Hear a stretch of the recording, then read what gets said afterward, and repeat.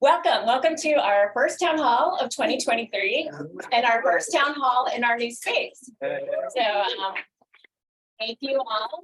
Tonight it's a little tight in here, but that's okay. I'm Lisa Gold. I'm the executive director of A4. And we really have a full house tonight. Excuse my dog, she's a little obnoxious, but she's very excited to see you. It's been a long time since we've had an in-person town hall. So those of you, how many people have been to a town hall event or any A4 event before? About half. And how many, this is your first A4 event? Nice. Okay, that's great. So for those of you who aren't so familiar with A4, we are a service organization dedicated to ensuring greater representation, equity, and opportunities for AAPI artists and arts organizations.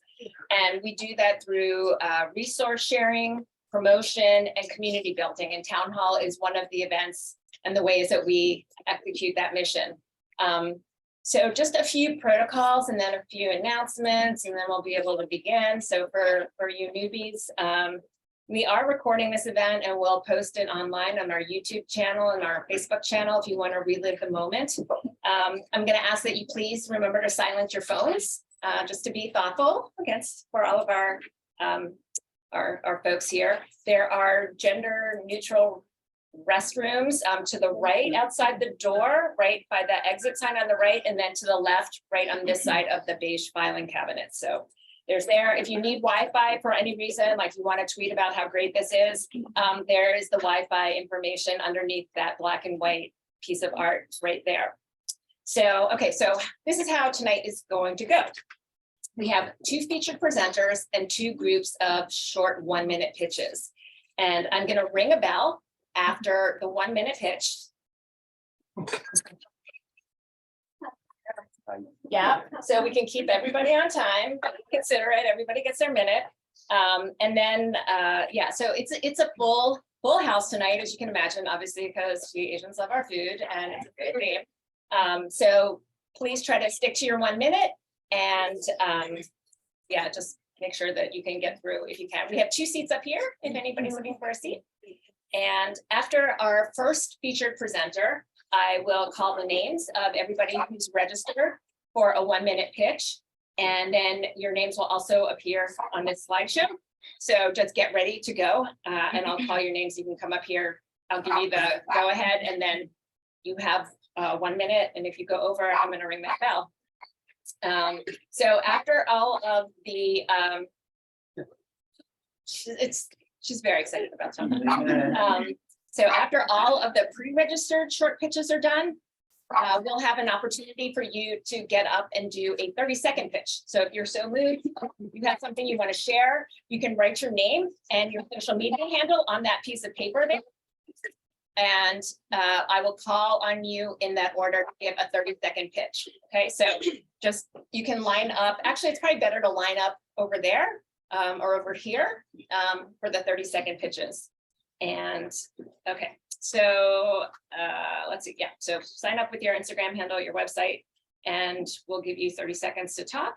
And then we'll have more time for potluck and drinks and food and mingling and networking and all of that.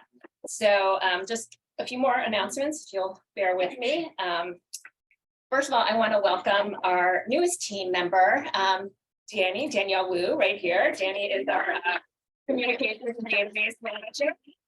And also, I think you met, hopefully you met Shannon Lee on your way. I'm sorry, Shannon, on your way in. Shannon is the editor of the AMP, which is the new publication, online publication that we launched to promote AAPI art and culture.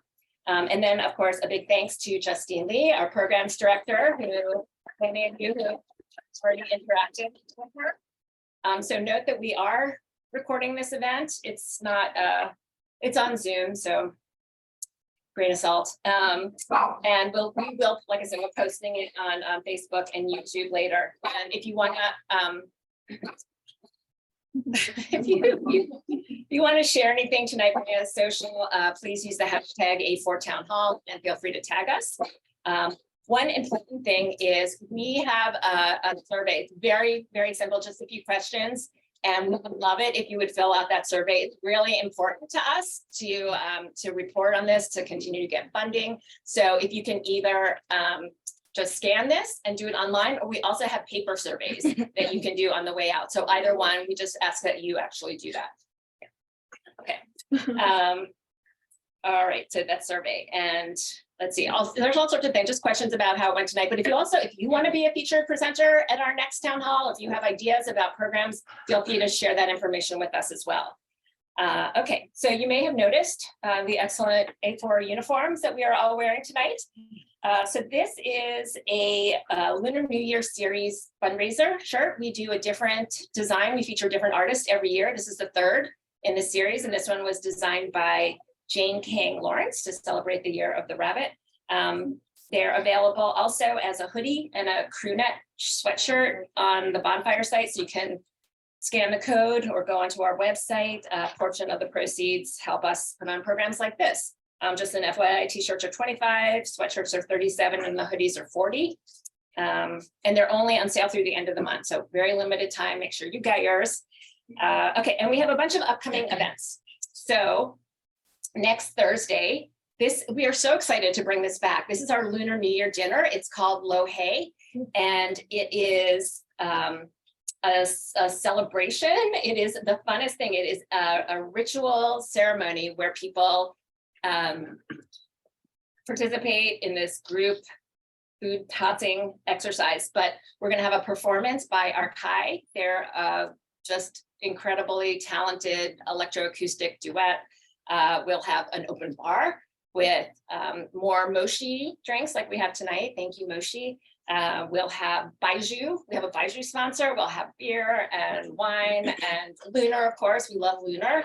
So we have an open bar. We've got a raffle with amazing raffle prizes, from Radio City Music Hall tickets to see Lang Lang, to light certificates on Delta, to an AAPI lamp, to a $500 spa gift certificates. So we've got a bunch of really great prizes. Oh, including a gift certificate from Kelly Bitt for the beautiful Sublima jewelry, which I forgot to wear tonight, but I love it. I wore it yesterday. And then tickets are $188. They're worth every single penny. But if you want to come and you can't throw that much down, we are looking for volunteers. So we really need, I think 2, maybe 3 max volunteers. So if you're interested, it's from 7 to 9 on the Lower East Side on Orchard Street and Allen, Orchard Canal, on the eastern edge of Canal, Chinatown. So talk to us afterwards. You can find me or Justine, and we'll give you information.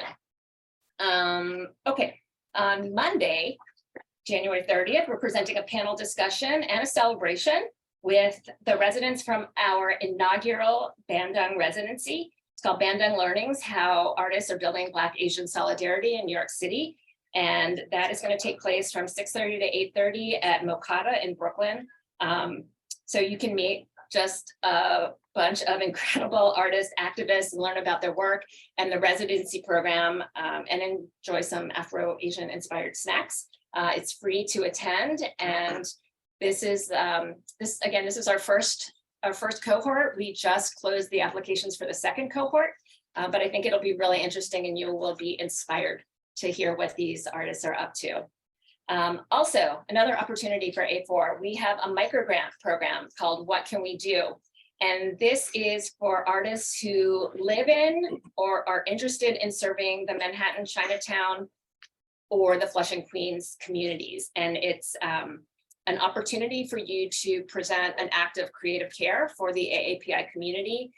Feel free to ask us any questions, but it's a $500 grant to go towards that. And we had some really beautiful projects last year, and the artists who presented, I think they got so much out of it, just as much as the people who were beneficiaries of their piano concerts and their meditation workshops and their movement workshops and their comedy sessions. So there were so many wonderful projects that people did. So if you have any questions, you want to sign up, it's just it's a random draw. It's not merit-based. It is, so as long as you meet the criteria, you live in or are serving populations in Chinatown and Flushing, you are eligible for this grant.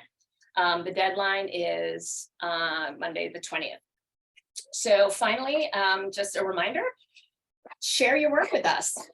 Let us know what you're up to. It's very easy. You can put it on our calendar. Just go to the community calendar page, sign up. It's fast, easy, and you can also sign up for our newsletter there as well. But we have a bi-weekly newsletter that features events from the community. So when you post your event, we select them right from the website database to include in our newsletter. So feel free to post so we know what you're up to. Okay, so follow us, sign up for the newsletter, and just quick thanks to our supporters at Con Edison, the New York City Department of Cultural Affairs, in partnership with the City Council, the New York State Council on the Arts, with the support of Governor Kathy Hochul and the New York State Legislature, the National Endowment for the Arts, the New York Community Trust, the Howard Gilman Foundation, and so many generous individuals just like you who make Town Hall possible. And a special thanks and shout out to Moshi for the sparkling drinks tonight. They are delicious. And if you want to be among our list of supporters, you can text A4 donate to that number. You can scan that code, or you can test out our new QR code. So I just downloaded these the other day. I don't know if they work. So if somebody wants to be the first to try it out, I would really appreciate it to know that they are working. So we have Zelle and PayPal. Yeah, we have those posted in the restrooms. Yeah. So thank you for that. And then I'm just going to do a quick land acknowledgement before I introduce our first presenter. So we acknowledge that the land politically designated as New York City to be the homeland of the Lenape Hoking, who were violently displaced as a result of European settler colonialism over the course of 400 years. The Lenape are a diasporic people who remain closely connected with this land and are its rightful stewards. As an organization that focuses on the rights of underrepresented people and in solidarity with Indigenous people, we recognize this history and uplift the sovereignty of Indigenous people and their territory. We commit to dismantling ongoing settler colonial practices and their implications in our world. So now I would like to introduce our first featured presenter, Evan Sung. Evan is a prominent food, lifestyle, and travel photographer based in Brooklyn, and he's a native Manhattanite, but has traveled all over the world from Iceland to Emilia Romagna to Senegal to 7th Avenue. And in addition to his very long freelance tenure with the New York Times, he's traveled and photographed for clients like Vogue, Wall Street Journal, GQ. I could go on and on and on, but I won't. So here's Evan. Brought a lot of homework for everyone. I think I've these books here. I'm not sure how far around they'll go in 10 minutes, but they're all books that are particularly meaningful. I've shot about 50 plus books so far since I started shooting in 2004. So I just brought a few highlights and you can pass them around. This one was one of the first things I did after I had been shooting for a while and I went back with my family to Taiwan. There's a lot of family photos in here, so you can skip over those or admire them if you like to. But yeah, these are just a few books that mean a lot to me in my career. I didn't plan a very specific talk, but I think I'm halfway decent at picking something and then making it work out. So I just thought I'd talk about where I come from and how I've gotten to where I am. So I did grow up in New York, here in the city, and that's my mom there filming. Like a lot of immigrant parents of a certain generation, I was encouraged very much to grow up as a New Yorker. So, I didn't grow up speaking Chinese but I loved growing up in the city and they traveled a lot. And so there was a lot of travel in my youth. So kind of skipping forward to college, I studied psychology. I was sort of undecided. I didn't really know what I was interested in, but psychology kind of resonated. And I think, you can imagine that sort of as a somewhat shy, quiet Asian kid in New York, I liked listening to people and kind of talking to people and hearing what they had to say. Psychology sort of ran its course. I was starting a program, a PhD program in comparative literature, because I just always love reading and other languages. And all of this sort of in a roundabout way led me to a crossroads in my life where I was in Irvine, California, in this PhD program and realizing that the path that I thought I was on wasn't really the right path for me. And I had met an artist in New York at the end of my college years who put a camera in my hand. We would hang out, his girlfriend, him and I, we would go walk around, take pictures. He taught me how to print photos in a darkroom. And it was just a really fun hobby to do with these people that I really cared about and very supportive of me. And when I realized that PhD program wasn't what I wanted, I had to think really hard about what to do next. And I was in California. My option was to come home to New York, which for a lot of people, I think is sort of a thing of possibility, you know, to go to New York and start your life. But for me, it felt like defeat, you know, coming back home and not really knowing what to do. So I decided to give photography a serious try and found a job online on Craigslist when you could still find good things on Craigslist, and got a job as a photo assistant. And I remember, you know, telling my dad that I wanted to go into photography, and my parents have always been very supportive, you know, very sort of laissez-faire. And he just asked, "Do you think you can make money doing that?" I said, "I don't know, maybe." He said, "Okay, well, good luck." And that was the talk. These are all photos just from across my career, but so just something nice for you guys to look at while I'm talking. But so I was assisting and kind of learned a lot. It was a grad school for me in terms of learning lighting and studio production and all of this. And at a certain point, 9/11 happened. I stuck it out at that job for a little while longer, but you know, I had studied a little bit in France, in Paris, and I really wanted to go back. I had friends there, and I wanted to, you know, work as an assistant out there. And I thought that would be, you know, here it was some sort of not really big shot, but like a New York assistant. And I thought it'd be very easy to go and find a job out there, but it wasn't. And it took a lot of time. And right at the end of my savings and my patience, I met a guy named Giacomo Bretzel, and he was the one who just happened to be looking for a first assistant. And he took me on. He said, I didn't actually know that I was hired until the very end. He says, "Well, I have a job next week in Florence, Italy. Are you free?" And I said, "Of course, I have nothing else going on." So I went out with him, and I worked with him for like a year and a half. And he was a great guy. He was like very curious about the world, and he loved great food, fast cars, you know, traveling, culture, all this stuff. And that was through him, I learned that the camera was really this amazing passport to all sorts of cultures and experiences. And so, you know, we had all these adventures. And then at a certain point, I realized if I wanted to make my own way, it wasn't really going to happen in Paris. I mean, I could speak French and it was decent, but, you know, there are certain obstacles if you're not French to really breaking in. And so I came back to the city and started working on a project of my own that was shooting artists in their studios. And I went back to Craigslist and found artists I thought their work was interesting, and they would let me into their studio. And it was like a really cool way to meet people who were artists and creatives, get a sense of how they work. And they were all at different levels, either fully professional or they were doing it part-time, had day jobs. And for me, as someone coming back to New York and trying to figure out how to do what I wanted to do, it was just all these different perspectives of how people make this work. So that was great. And I built a portfolio out of that, of these portraits, and took it to a newspaper that I think I heard just came back, the New York Sun, but it was around then. And they had I think they were like slightly conservative or rather conservative in their political bent, but they had a really good arts pages. They covered theater and restaurants and all this stuff. And one of the first things they assigned to me was a restaurant review. You know, I did it. It was just an assignment, but I realized that I knew how to do it, how to shoot food. I had I had learned from working with Giacomo, kind of how to present it. And when I brought it back, they were really thrilled. And so it kind of became a regular thing that they would call me to do these reviews. And then pretty quickly, the Times called and asked me to shoot a review for them. And that, of course, was huge. And so it started to just grow from there. You know, working in the restaurant world, being connected to restaurants, it's a pretty small world and a very intimate world. Everyone kind of knows everyone.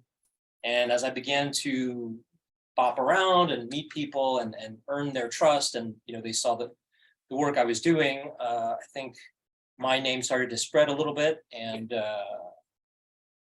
And so other work started to flow in, shooting for restaurants, which, back then, this is like 2005, like restaurants didn't have websites. They had maybe a landing page, so this was all pretty new. And, but it was a really exciting time. It was 2004, 2005 is when I came back from Paris. And that was right when restaurants, David Chang had launched Momofuku, and Grub Street and Eater and all these blogs were really catching on, and people were just enthusiastic about restaurants and enthusiastic about images. Now we're drowning in food images, but back then it was just this real hunger. Anyway, so it was a great time to be there and present for it. So that was kind of one phase, this sort of photojournalistic phase, covering restaurants, getting my foot in that door and getting to know people in that world. A lot of whom who are still very good friends today. And, I count most of my social circle in that world of restaurants. And so that led to my first cookbook, which the very first one was sort of a kind of goofy affair. It was a writer introduced me to someone who was producing a show for Lifetime called Cook Yourself Thin.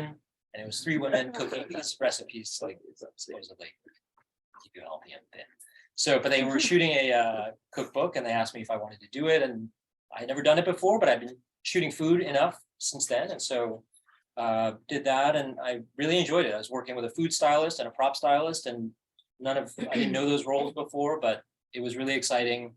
And then you have this finished product, a year later, it was like in your hands, and it sold really well on Amazon. And so, that was exciting. And then the next big thing in my life was really this book that's going around, Paul Liebrandt's cookbook. He's a very well-regarded, very talented Michelin star chef. And so I did this book with him, and that kind of kickstarted my career into this world of cookbooks. And long story short, I'm happy to answer questions later, but it was just a great way to, I began to meet chefs who were not just in New York, but elsewhere. And there's a cookbook with a chef in Asheville, North Carolina, and then a chef who was living in Brooklyn at the time, but is Senegalese.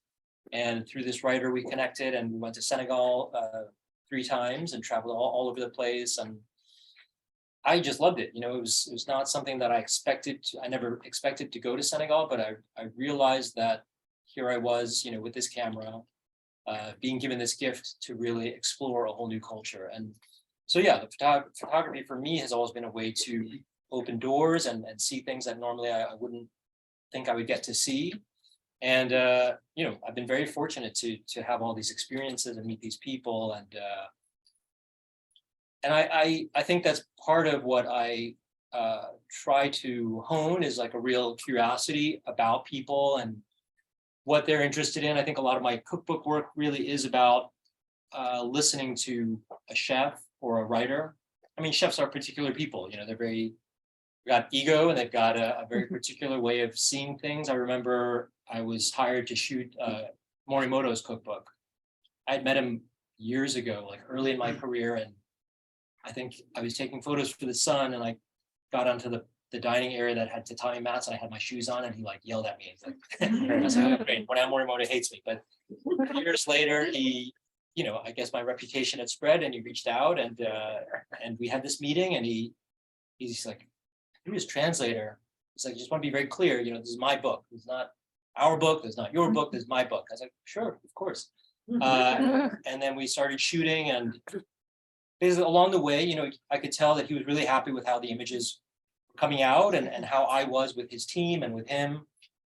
And there was a point where he was preparing this tempura presentation. It was very chefy, kind of just super elaborate. It was an interesting idea, but it wasn't really working. And the book was supposed to be like a home cooking cookbook. And so I very nervously was like, chef, I think we should maybe, it looks great, but I don't think it's really right for the book. And he's like, you're right. And so that sense of trust, I think, has been a big part of my career, working with these chefs and showing them that I'm listening to them, that I'm sensitive to what they are trying to do. And, with my experience, kind of helping to guide that. So that's been, things like that are really fun.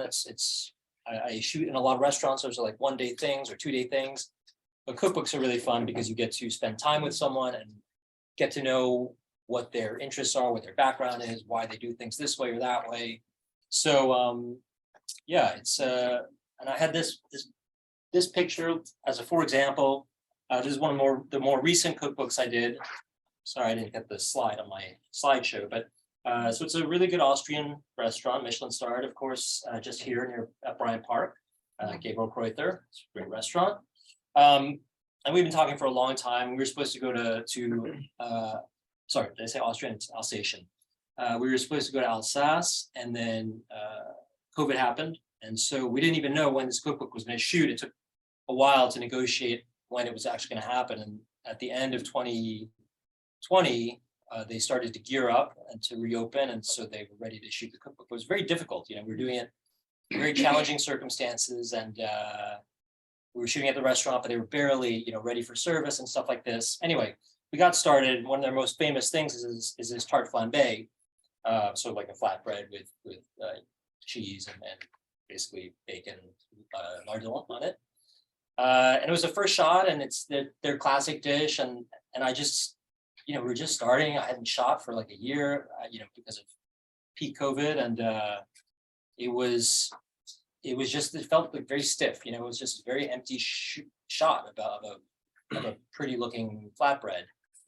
And it was okay, but I was frustrated, and we were kind of just chit-chatting a little bit. I was like, we had a good day or a couple days of shooting, and I said, the one thing I regret is this tarte flambe shot just doesn't feel right. And I was like, how would you eat this when you were growing up? And he started telling me about how we'd go to these taverns, and basically you'd tell your order to the guy, and he'd scratch it on on your table, on your paper mat that was on your table, and you'd order beers and all this stuff. And the more he talked about it, the more I could imagine him growing up and doing that. And I could get a sense of like, it's a fine dining restaurant. It's a pretty simple looking dish, but the more I was like, tell me more. And we started to kind of imagine what that used to look like. And so then that really frustrating shot became one of my favorite shots, because it just, I think, captured the personality and the history of who he was. So those things, have always been important to me. And that was my time. I think you're about it at the end of it. That's my story. Thank you guys. Thank for having me, and thanks for you guys to come out and listen. Yeah, it's a real honor. And if you guys have questions later, I'm around. So Great. Thanks so much, Evan. Let's give it up one more time. Great. All right. So we're going to have our Quick check to make sure folks out there. Yeah, can everybody hear me out there? Okay, good. Yeah, sorry. So incentive for you to come on time next time. You've got to see it. So, sorry. Okay, yeah. So we're still getting used to the new space. Obviously, it's not as large as our old space. Okay, so now we're getting ready for the first group of pitches. So on deck, we have Kelly Bitt, Tiff Ng, Semi Yuen, Ling Ji Hee, and Ben An, Chanel, Matsunami Gugro, Claire Kim, Ashley Chang, and Janika Svetvilas. So I will ring the bell at the end of a minute if you go over. Kelly, you ready? Okay. Yay.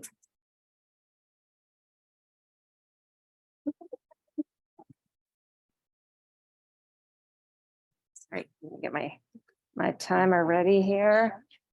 So I'm Kelly Bitt. I am the founder and designer at Sublima Jewelry, my collection of artful and sustainable jewelry that I hand make from recycled metals. A lot of the pieces are inspired by Asian culinary delicacies, and I aim to create cultural symbols of pride by elevating the beauty of food through the medium of jewelry.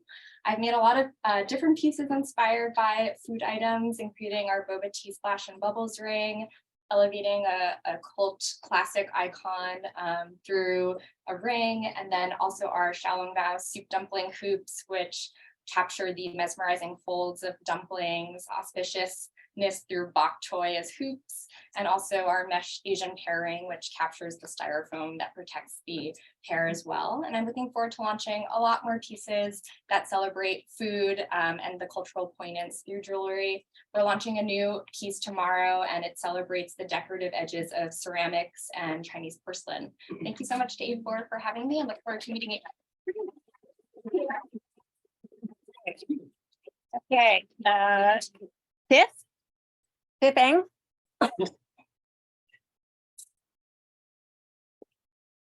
Okay, Should I pass this around? well, however you wanna, Sure, I'll just. if it's big or you wanna just put them on the, whatever is, Maybe one of them on there. Yeah. okay. Okay. Okay, go right ahead, start. Hi, everyone. My name's Tiff. I'm a photographer. Can you talk into the mic? This series is called Wishing Well, a photo series I started at my fellowship at Magnet Foundation. A lot of my work has to do with family archives, and food has been very close and dear to my heart. My grandparents met working at a dim sum restaurant. They opened 3 restaurants together in Hong Kong. During COVID, my grandpa passed, and I was just thinking of different ways of kind of, honoring, just thinking about ways of offerings and honoring the dead. And I created these photo cakes, kind of thinking about reinterpreting oral histories and myths and making wishes. Yeah. Okay, thank you.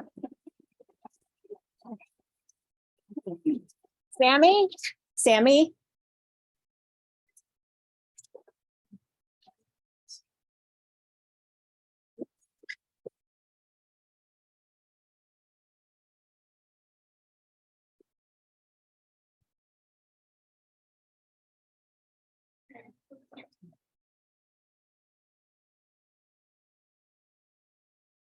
You're upside down, Am I? that one. Oh. Sorry.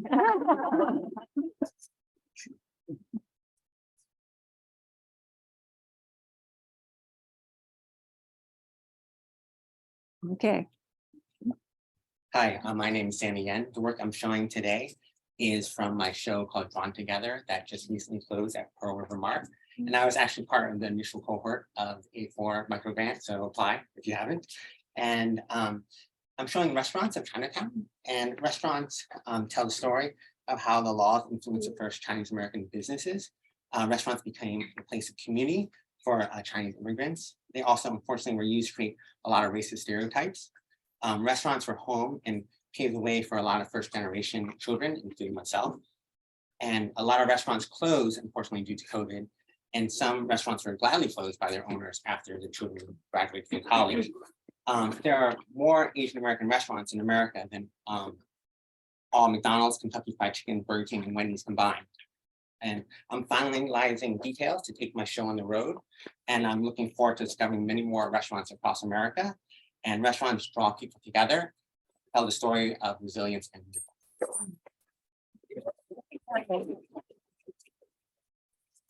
thanks, Sammy. Next up is Lingji and Ben. You here? Yeah, they're here. Okay, great.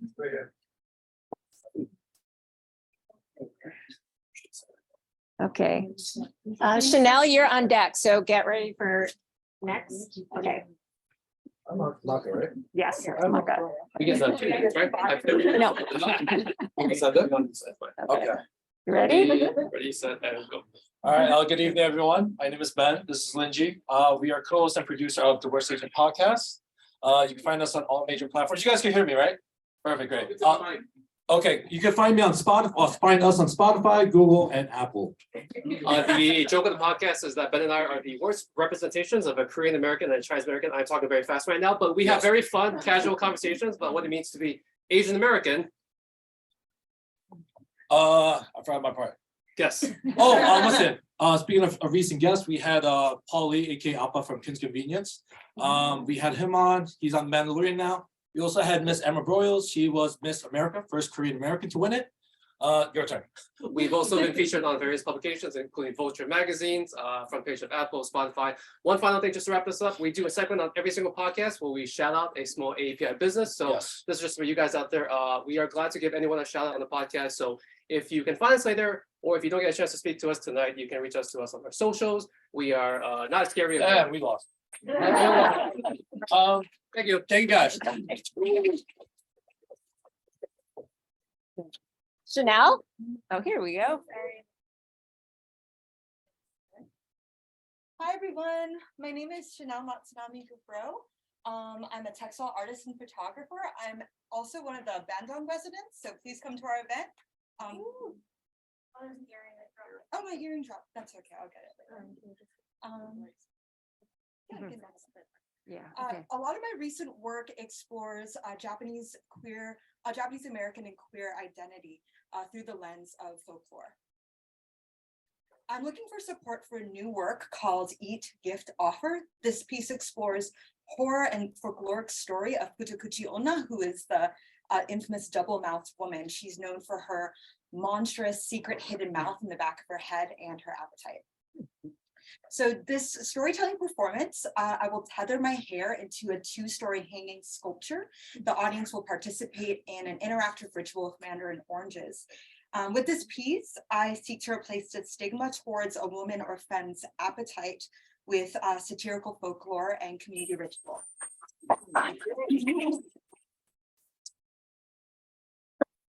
You. Claire Kim?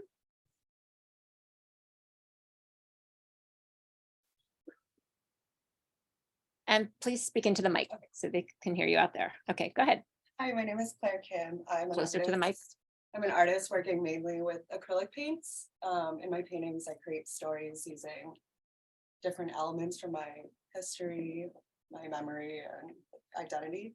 And by converging images that are often disjointed, I like to think of it as like a visual diary entry that's all out of order. And oftentimes a lot of these memories involve food such as eggs. I just really like eggs. Oysters, I don't know if this comes yet. I love getting happy hour oysters with my friends. I think it already passed, but recently I made a painting of my mom's hands cutting up Korean melon because that's definitely one of her biggest love languages. And yeah, I don't have anything specific to pitch. I guess I do have a group show coming up at Chinatown Soup in the Lower East Side. And the opening reception will be February 2nd. And yeah, thank you so much.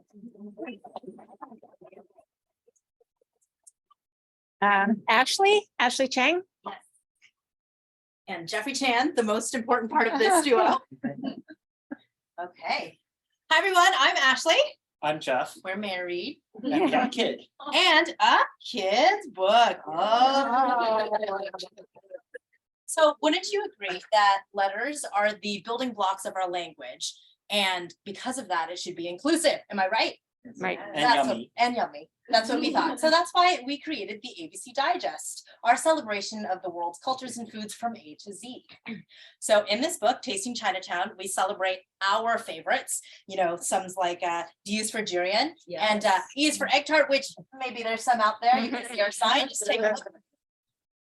And I always loved eating egg tarts, but I never knew that I would like drawing them too.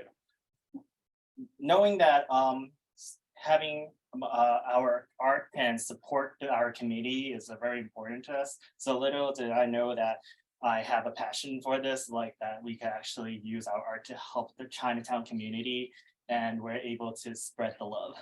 So take out your phone, follow us on social media, please. These little things help. It's the ABC Digest, and we'll pass around these maps. We created them so people can visit small businesses with their families. Great. Let's give a round of applause for our first. Okay. So next up is our second featured presenter, Jaime Sunwoo. Jaime is a Korean American multidisciplinary artist from Brooklyn who works in visual art, theater, film, and public art. Sorry. Her work connects personal narratives to global histories through surreal storytelling, and she has studied art at Yale University, was a fellow for Ping Chong Company and the Laundromat Project, And her work has been presented at so many venues, including the Park Avenue Armory, Abrams Art Center, Flux Factory, and Dixon Place, where I saw her last iteration of specially processed American meat. Jamie, take it away. Yeah. Thanks so much for the kind intro, and it's good to be back. Does everyone out there, are you? Yeah, love you guys. So before we begin, here's some info about the project that I'm gonna chat about today. I guess you can, yeah, you can all keep a copy. It's cool. And I'm just going with this here. Yeah, so I'm really excited to be back at A4 at this new space. Actually, when it was in Brooklyn, I did my very first spam workshop. So it was like a food history workshop and relating back to how I've been developing my piece. And that was 5 years ago. So this project is 5 years strong. And it premiered at Dixon Place. 12 shows sold out during Omicron, all because of that audience building over those 5 years. So thank you for those of you who might have made it. And now we're really looking to tour, do another run in New York City, looking for presenters that have a common goal and mission and want to pack that house. And I also am a multidisciplinary artist, so I do visual art, film, and theater, of course. So, and I actually studied visual art, so very multidisciplinary. This project, though it is centered around the theater piece, it really, engages multiple audiences and spaces. So that includes places like museums. We did an event at Museum of Food and Drink before, libraries, universities, and cultural centers, of course, like this one. And so lots of ways to engage with piece. Also gallery exhibitions. We also, that's why we did at Flux Factory, Gallery Korea, this crazy group exhibition I did. So yeah, lots and lots of ways. So please come to me if you want like collaborations. I'm all ears. And also, I love the map from Tasting Chinatown. If you scroll to the bottom of our site, there's a little Easter egg and it says map. And we've mapped out different restaurants throughout New York City where you can get different spam dishes. And we also have recipes from chefs like Lucas Sin, Cafe Maddie, and Eric Kim from the New York Times. And they've all contributed recipes to our collection. So be sure to do that. But yeah, so I want to chat about this project because it's something that's been homegrown right here at A4. Yeah, so I guess I'll do this when I want the next slide. Does that work? All right, thank you, Justine. So before I get into the project, I just want to do like a mini version of the artist lecture I usually do, just so you can appreciate the full history of it. So for those of you who may not know, spam really became popularized during World War II. The US military bought it as part of their K rations, so their emergency rations for soldiers. And then they also brought it to all of their allies. And so it really traveled the world. And this is an ad that shows that, you know, your grocer might run out of spam during this time because it's going to the war effort. So this was Jay Hormel. At the time, he's the son of George Hormel, who founded it. So it was a family company. And he actually wanted to be a musician, but then George said no. So he thought, okay, post-war, everyone's very proud to be American, feel like you won World War II, and let's bank on that post-war nostalgia and the fact that we fed our troops. So if you go to the next one. So he built this troupe of women World War II veterans that were musicians, because he wanted to be a musician, and it was called the Hormel Girls, and they had a touring, traveling stage show, and they would go around the country, song and dance, had an orchestra, a radio show, the whole hoopla, and they would go around promoting spam and other Hormel products while entertaining people around America. And yeah, before, I love this, before they would come into a town, they would have an ad in the newspaper and be like, you'll find me at your local like supermarket. And if you do, we'll win a gift set. So yeah, they would do these promos of like, find your local Hormel girl. And of course, this is their orchestra with their hit radio show. And so this kind of research really manifests in the piece and it's baked into the story. So these are the Hormel girls in my show. They play these hauntings. And yeah, if it wasn't, if you weren't aware in the beginning, I guess I didn't really explain that this whole show is about spam the canned meat. So there's that. So yeah, by the way, yeah, it is about spam the canned meat. But yeah, so the Hormel girls are these hauntings in the show. And the piece is a surreal autobiographical tale with a fictional me, a majority Asian woman cast, and then one very kind white man.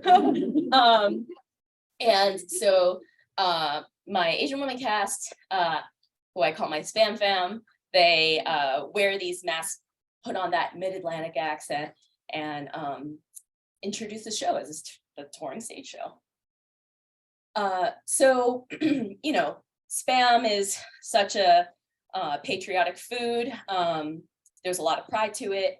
I wonder why people also hate it. So there's a big stigma in the US, right, around spam and in the West in general. And that's really because, ironically, it just did really, really well, right? Like everyone used to eat it all the time. So during the war, when meat was rationed, citizens would eat spam instead, and then the soldiers ate spam. So everyone was eating spam. And then if you remember that Monty Python bit about like spam, where you can't like order anything at the diner that doesn't have spam, it was because everyone ate spam. And so there's this collective groan of like, we cannot eat it anymore. And they just associate it as like times of hardship. So spam goes through a rebrand and they say, okay, maybe it's not this patriotic thing, fine, but it is cheap. So this ad kind of says, spam gives you 7 meats for the price of 1, and that becomes their branding. So I'm really, this is my fictional me, played by little lovely Sarah Shin, who's been very involved in A4 activities in the past. And so in this scene, I'm literally grappling with spam, like the idea of like, why am I eating this? Why are these hauntings following me around? And why is it in my food? So I'm literally like grappling with this slime, which of course is like reminiscent of what people say is mystery meat. And this comes at a time in my life in the show where I am also a native New Yorker, and I grew up in Brooklyn, where I was born, and then I was born in Maimonides. So if you look at my birth certificate, it says Mazel Tov. I'm very proud of this. Also, a fun fact, in case you have any Jewish ancestry, someone told me a kosher man has eaten many a spam for Uncle Sam, which I love. So it's touched all sorts of people. But yeah, there's this like shamanic fairy godmother type that comes to my character in this time of need, where when I moved from Brooklyn to Manhattan, my mom lived in this, my mom's a fashion designer. She used to have her company right here in Herald Square. But yeah, she like wanted to start fresh, and she ended up like throwing out all of these family photos, and I had this like identity crisis. So she comes in and she says, well, you know, all of this might be rooted in spam, strangely. So she conjures this pig spirit, which in like Korean shamanic rituals, sometimes you have to like this cut up pig head, and it's supposed to like represent luck and prosperity. So this pig spirit comes to my character and says, look, you are what you eat. Jamie, my character, says fried rice. And he says, "더 자세히 봐. Peas, carrots, get to the meat of the matter." And my character realizes, is it spam? So as I dug in, and this is in real life, so it's a surreal story, but all of this goes back to, you know, real events in my life. I asked my family members about the first time they had spam. So, and that's how I learned about their experiences during the Korean War. And not only that, but family that's still in North Korea. So my dad was born in Pyongyang, what is now the capital of North Korea, and he came down as a child. My grandparents from that side remained in, his paternal grandparents remained in North Korea, unfortunately. And then on my mom's side, my maternal grandmother grew up in Kaesong, which is like not too far into North Korea, but I mean, the border's the border. So her siblings couldn't make it down. So there's a lot of separation, a lot of pain there. And and it was, you know, all these conversations that I had because I asked them about the first time they had spam, which was through an American soldier. And like even a small mundane thing like that can open up these bigger conversations. So this is my maternal grandparents. My grandpa actually worked at a US military base at the time after the war, like many Koreans did. And my father is the child in the front with the black coat, and his siblings. And then that's my paternal grandmother who, this one photo is the only photo I have that was from North Korea. And yeah,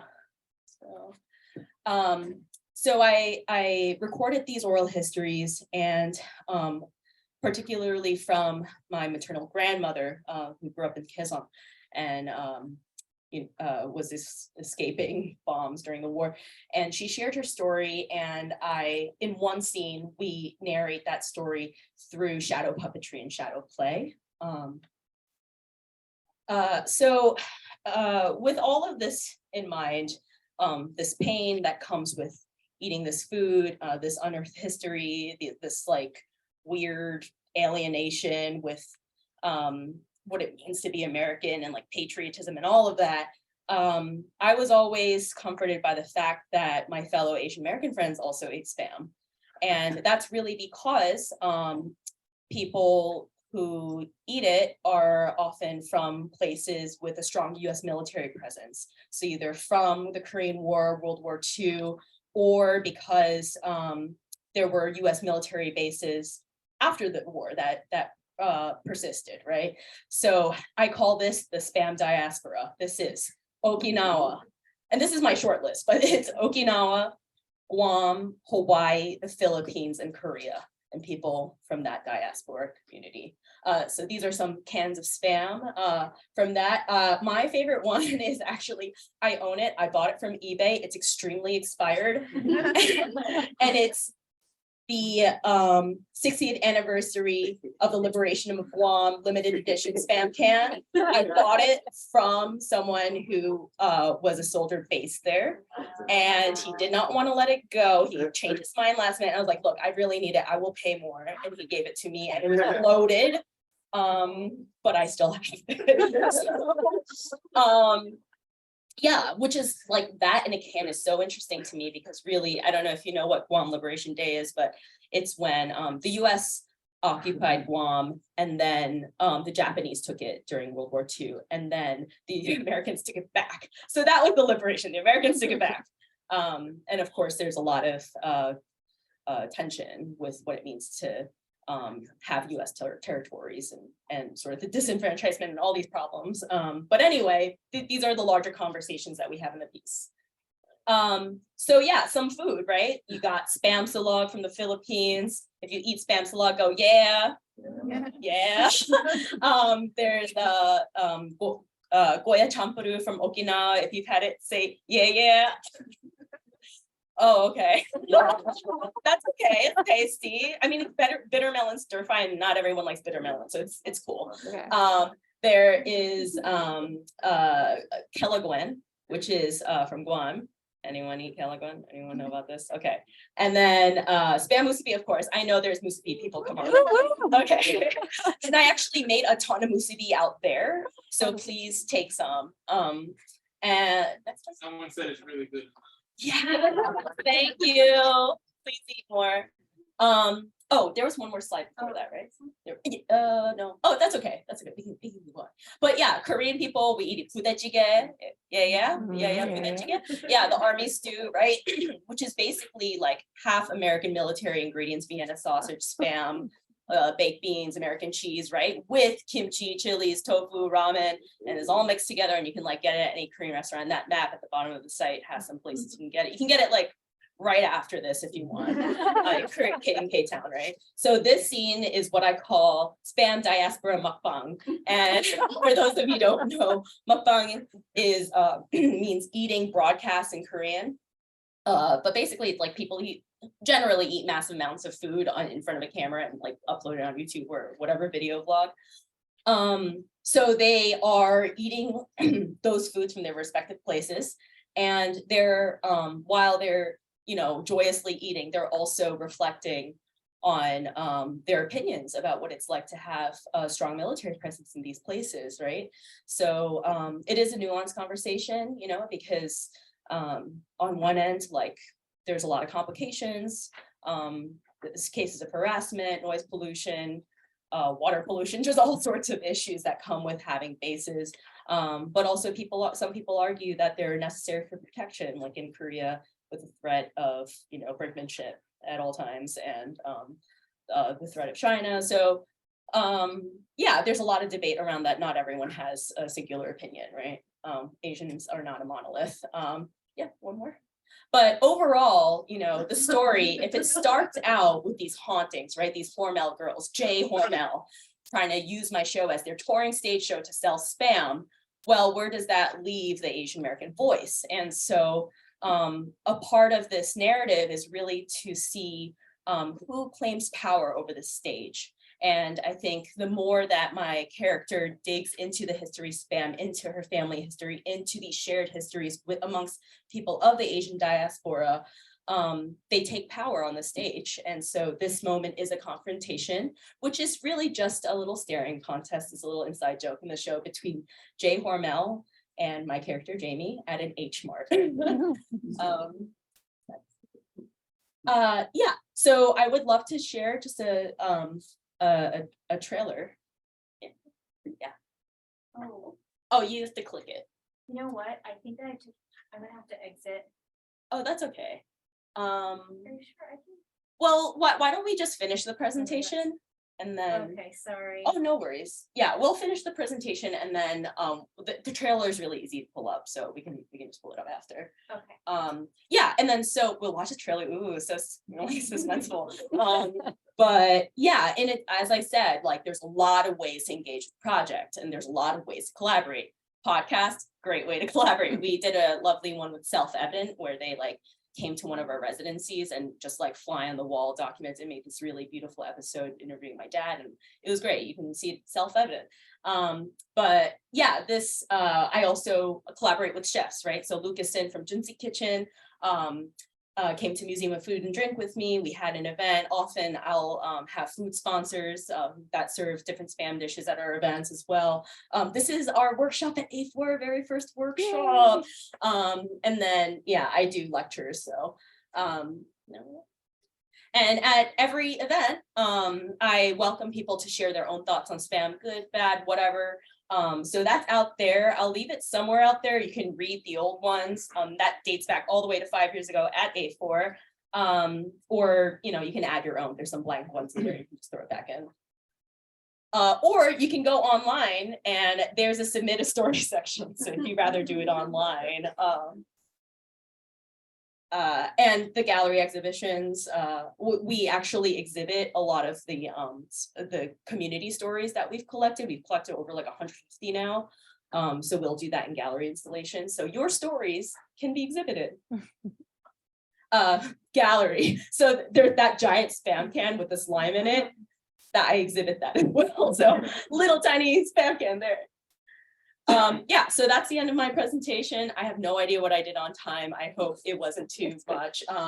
But I'm trying to tour the show. I'm trying to do another run in New York City that's bigger, better, faster, stronger. So, and all these different engagements. So please come to me if you have ideas, if you have intros. I came from visual arts, so honestly, theater's kind of gatekeep me, so please help me. And yeah, that's and then we'll try to find the trailer. But thanks so much. Yeah, if you have time.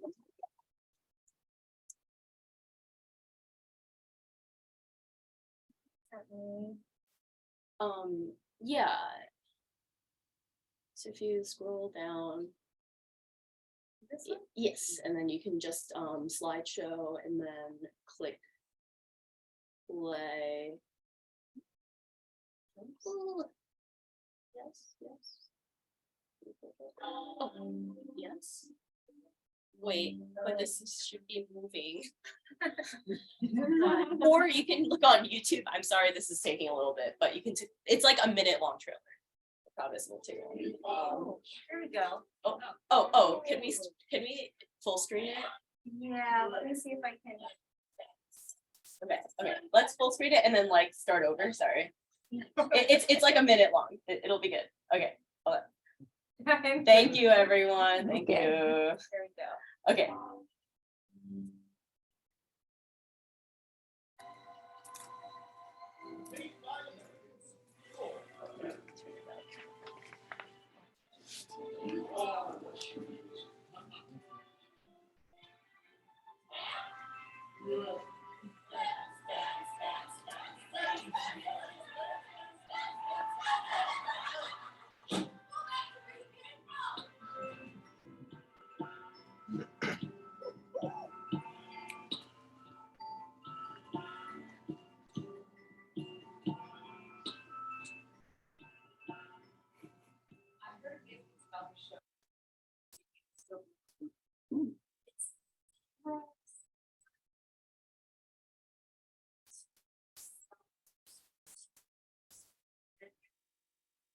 Like just my own experience. It made me feel at home. I laughed, I felt things, I wish that I talked to my grandma more. It was really a joy. So I really hope that it gets to go everywhere.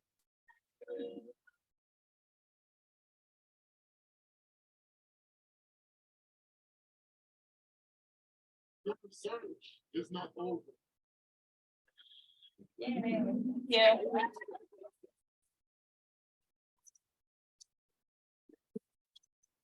Thank you, Jamie. I can testify it's a great show. Yeah, all good. Okay. All right, so next up is for our second group of 1 minute presenters. So we're gonna start with Chris Deng, and then Sean Liu, Alvin Ng, Kat Singh and Bon Chan, Justin Wu, Ariel Chung, and Jesse Yu Chen. So get ready. I have the wrong order. G-Man. Okay, sorry. G-Man is going first. G-Man, are you here? Yes. Okay. You have 1 minute and you can watch the clock that I'll have on your. Okay. Yeah, that's exciting.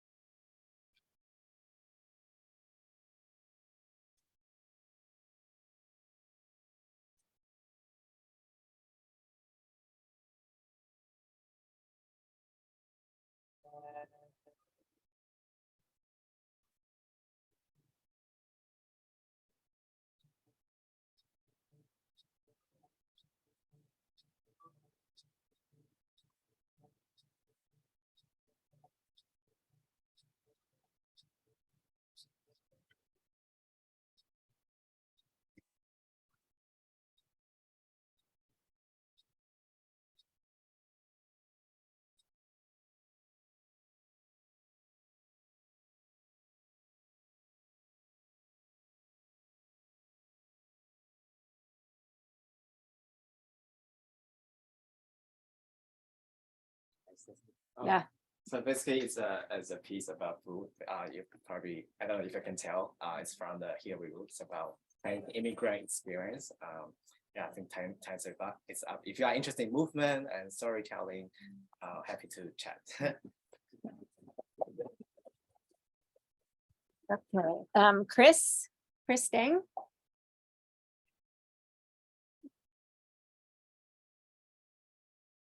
Okay.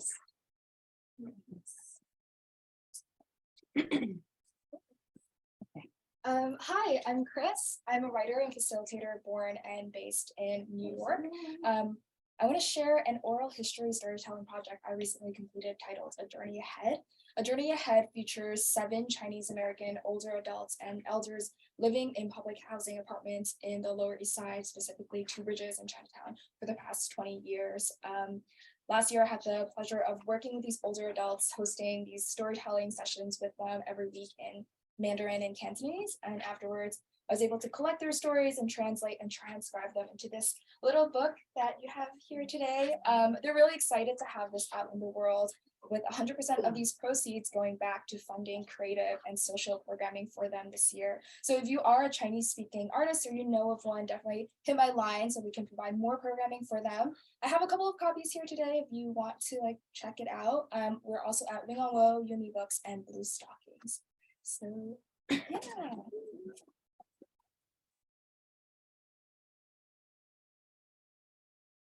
Great. Okay, Sean?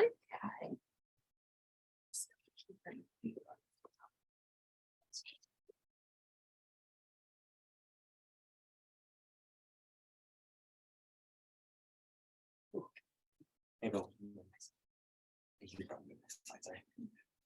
So we're My Sweet Grandma at MSG.Kitchen. We're a food initiative that mainly does events circling the intersection of food, culture, history, and identity. Next slide, please. This year, we're working with a very special group, JAL NYC. JAL was created to shine a light on the distinct Bengali New York culture that they grew up in. They have a great community-based ethos, employing stay-at-home Bangladeshi moms, helping them develop skills and build community with each other. Next slide, please. So together this year, we want to put on a Bengali Fujianese pop-up event, exploring these two minorities within minorities. Our current vision of this event is to open up a museum-like space filled with art that represents these two communities and have a little tasting menu at the end of it, at the end of the experience. We also hope to include a gift shop filled with local artists, and we're currently aiming for the summer or fall to hold the event. Slide. So what we're asking for today are for any potential sponsors that are interested in supporting this event, potential venue leads, assistants in marketing, volunteers and staff for the day, and any interested artists and vendors. Feel free to email us or Instagram us if you're interested. Thank you. Thank you, Sean. Alvin? I love stand game, it was great. Hello, how are you? My name's Alvin Eng. I'm a playwright, acoustic punk raconteur, and educator, and I come from a place called the People's Republic of Flushing. So I grew up there when in Flushing before. Now known as Flushing, but also I guess suppose how there's our laundry, our town, my Chinese American life from Flushing to the downtown stage and beyond, and it's a memoir. It covers the first 49 years of my life. It covers the first quarter of my life, so I guess you can say. So, and of course, you can never tell the story of your world without telling the story of the worlds. And I cover a lot of Asian American history too. I was lucky to be at the very first reading of M. Butterfly by David Henry Wong. He was the first and only Asian American playwright to ever win the Tony Award. We must change that. So that changed my life. And then by protesting Miss Saigon, that ultimately led to my getting a master's degree. So these are just little academic tricks. Go out and protest. Don't study, just protest. These are things. And it was chosen by the Lower Manhattan Book Club of the New York Public Library, and it's going to be a reading of it this Tuesday, and I guess the food part is whoever comes, we can go out for food afterwards. It's at 9 Murray Street, and I think of course it's listing at A4. And thanks very much. And as you say, gung hei pacho, everybody. Thank you, Alvin. I have bookmarks for anyone wants them later. Kat and Bon. You're here. Great.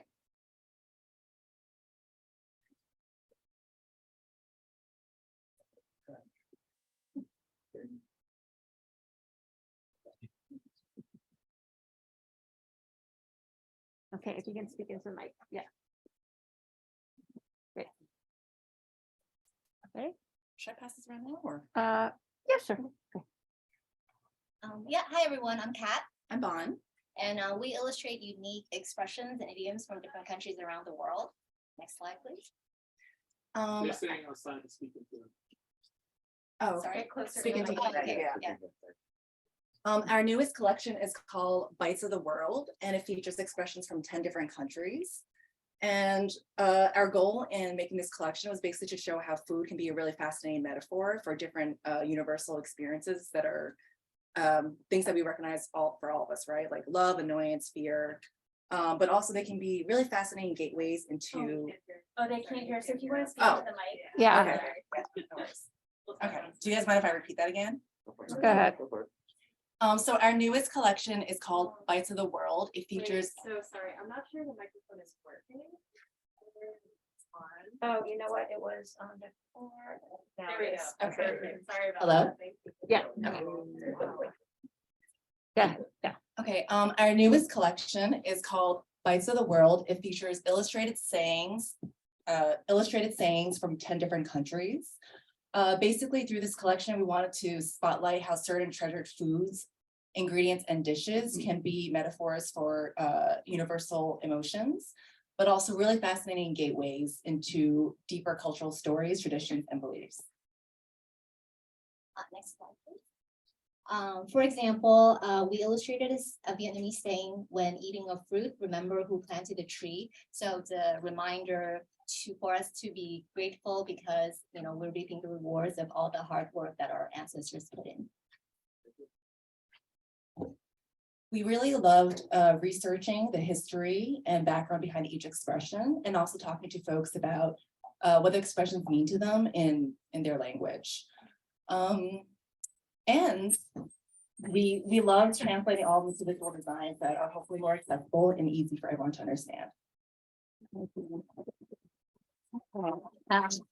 Justin Woo.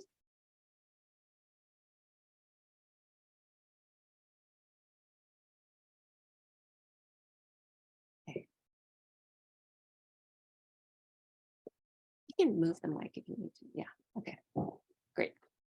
Hey everyone, I'm Justin Woo, aka Hungry Artist New York, and I'm a New York-based food content creator and illustrator. I partner with various food brands, restaurants, and food vendors. And just to get you acquainted with some of my food content, I'll play 2 excerpts. It had to start with their famous and iconic pineapple roast pork bun. I love how this bun perfectly crumbles to reveal its mixture of glazed Cantonese roast pork or tashu. I simmered my soup for 3 hours. It smells wonderful. At this point, the soup should have a nice golden color. So comforting. And next slide is just an overview of my food art. So I take on commission projects with food illustrations, magazines, just different places I've eaten at, and also charity concepts for the API and creative community. Next slide. And really my goals for this year is to partner up with larger platforms, food brands, but also brands that just want to be able to collaborate and spotlight local businesses together. I also want to create collaborative art projects and design merchandise. And thank you for your time. Let's see you later. Thank you. Ariel? Ariel, so Ariel. Yes. Great. Okay. Today's the earring day. Yeah. Just, yeah, talk into the mic. Yeah. Hi, my name is Ariel. I'm a multidisciplinary artist and I'm also an oral historian. I'm also a massive foodie. I think you are too, maybe. I'm heading this project called the Kitchen Projects, an oral history project, recording stories of diasporic Asian daughters, mothers. That's me eating a bun. That's how excited I am. Non-binary children regarding their relationship to food, kitchen as a site for care, but also food as survival and luxury and broken and woven families. So I'm looking for more narrators. It's also going to be an interactive digital archive, an immersive art installation. So if you're interested, please hit me up. Thank you. Okay, Jesse Yu Chen.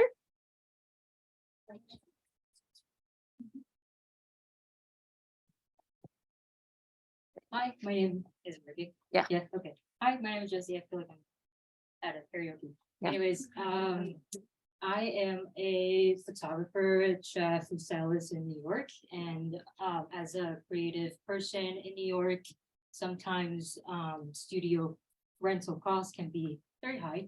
Milk Bay Studio is a smaller studio with a better price. It has an open kitchen, fully stocked, and everything you might need for a smaller shoot. And because of the open kitchen, it's great for food involved projects. So if you're interested, please check out the website. It's milkdaystudio.com. Or if you have any question, feel free to come ask me. Thank you so much.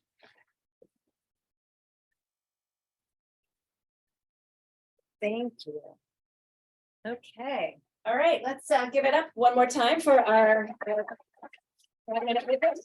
that was great. That's how town hall works. Now, if anybody is so moved and would like to give a 30-second pitch, you can just, there's a pen hanging on the wall over there, and you just write your name and your social media handle, and I'll call you in, hopefully in that order, although I don't know if I can see that far. Justine, maybe you can see that far. Okay, so if you, whoever wants to give a 30-second pitch, just write your name, come up here, I'll time you, and yeah, so we'll do that, and hopefully we'll get to hear some more great artist food stories, meet some great people. Okay, feel free to line up against the wall there. Anybody who wants to give a 30-second pitch. Okay, And- we have Jason up first. Okay.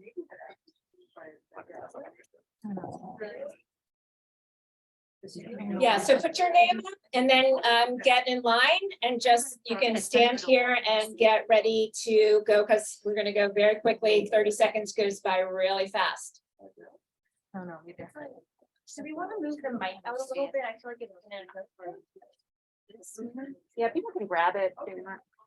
Oh, we just lost your, oh, it's done. Thank you. Okay. Okay, Jason? There you go. Yeah, Hurry up before you start. yeah. Hey, everybody, my name is, can you guys hear me out there? More than 2 thumbs up, 3? Okay, my name is Jason. I am actually a multimedia stage producer. I heard a lot of incredible stories about things that are being produced visually, which means there probably is going to be some room for audio. You can find me on Instagram at jgrammer. I would be happy to speak to each and every one of you that's producing something that requires audio or video. I think my 30 seconds is up. No, 8, 7, 6, 5. But seriously, I heard some incredible stories and would love to engage with you guys. And I think that's it. Thanks for having me.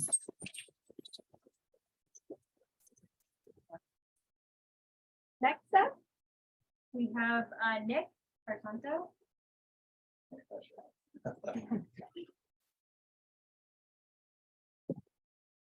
Hey, I'm Nick Hartanto. I am a filmmaker here in Brooklyn. I am currently casting for my new short film, which is a film very much about food. And I'm looking for Indonesian actors, which is quite a hard task. If anybody knows any Indonesian actors, looking for a 10-year-old boy and 2 parents that are middle-aged, hit me up, or they could be non-actors too. Looking to put Indonesians on the big screen. Yeah. Okay. Next. We have Kemi.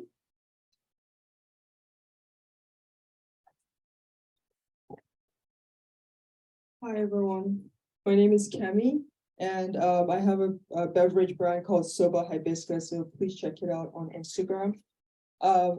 Quick 30 seconds. So I'm a huge foodie. Food presentation is everything for me, and essentially where I started this is because I'm a huge mocktail person, so looking for non-alcoholic options, because there's not really a whole lot when you go to bars. So this is our alternative. 2, 1, thank you.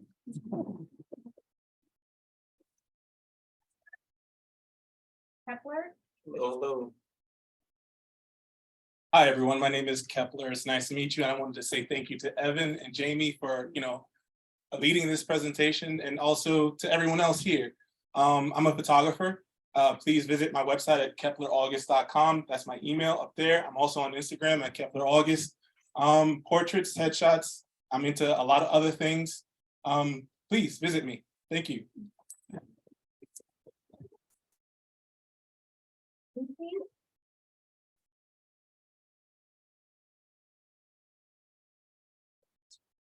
Hi, I just want to introduce myself and my project. I'm Lucy and I'm from Taiwan, and I design interior and furniture. And in my design, I always strive to bring people to the feeling of being in the present and really think about, what it is like to have well-being and wellness. And in this project I'm working on, I experiment with the idea of rest. If you're interested in my work, I'll pass down my sheets. Thank you. Two more, Chantel and then Lena.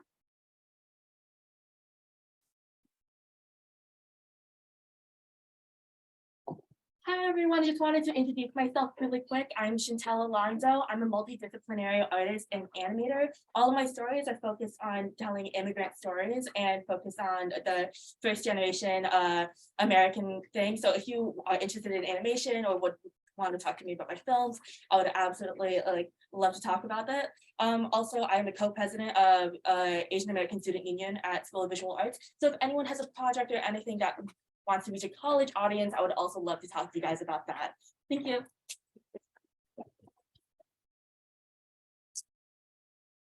And lastly, Lena. Hi everybody, I'm Lena. I'm actually from Australia. I live in Amsterdam at the moment, and I have a little creative studio. It's art shop, art workshop space. We kind of focus on ceramics, but I'm always looking to work with different artists from different backgrounds. So if you make zines or prints or anything like that, or product-based things, feel free to reach out. My Instagram's over there, and I'd love to see you if you come visit Amsterdam. And yeah, thanks for having me here.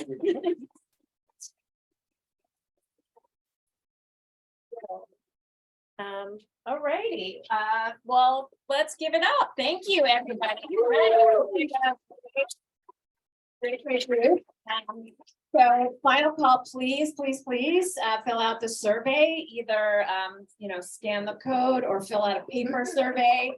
I will stick maca on you if you don't fill it out. She's vicious. But really, thank you all so much for helping us inaugurate our new home here. We hope to see you in 2 months at our next town hall, which will be on theater. Yes, it will be on our website very shortly. And if you're interested in volunteering for our Lohe event, which is great food, talk to me or Justine after the event. And now just go forth and mingle. Thank you all again. We look forward to seeing you at our next event. Thank you. So